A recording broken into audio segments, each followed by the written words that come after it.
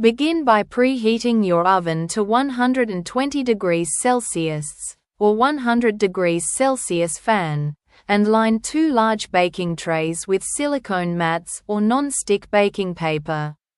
This is a crucial step to ensure your meringues won't stick, and you'll have a smooth surface to work on. Next, make sure your bowl and whisk are absolutely clean and dry. Any grease or moisture can prevent the egg whites from whipping up properly. So take a moment to give your equipment a good wipe down. If you have a stand mixer, attach the whisk and get ready to whip up your egg whites. While a stand mixer makes things easier, you can also use a handheld mixer if that's what you have available. Now, it's time to work with the egg whites. Carefully separate the eggs, ensuring no yolk sneaks into the whites. Even a small drop of yolk can stop your meringue from reaching stiff peaks.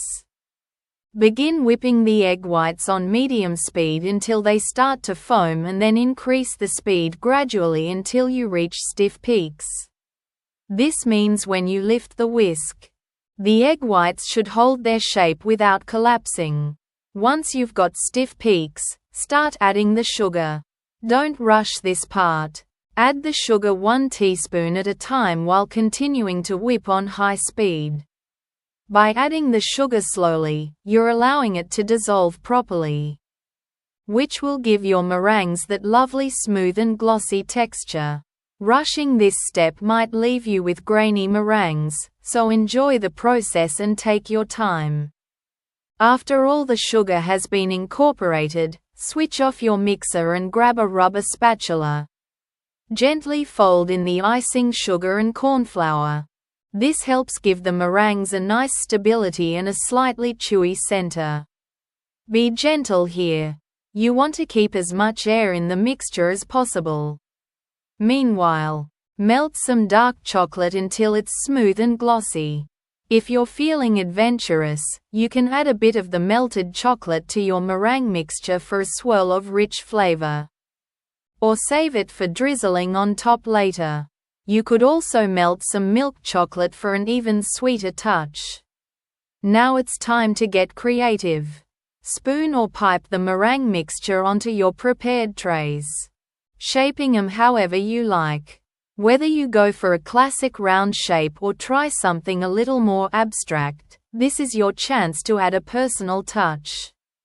Once your meringues are shaped and ready to go, place them in the preheated oven. Bake for about 120 minutes. Yes, it's a slow bake, but worth it. The meringues should be crisp on the outside but still soft and light in the middle. Resist the urge to open the oven door while baking, as sudden temperature changes can cause them to crack.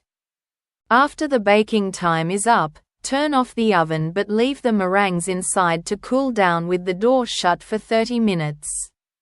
This will help them set properly and cool down gradually without becoming sticky. Once the 30 minutes are over, take them out and let them cool completely on the trays. Now comes the best part, serving your beautifully crisp meringues.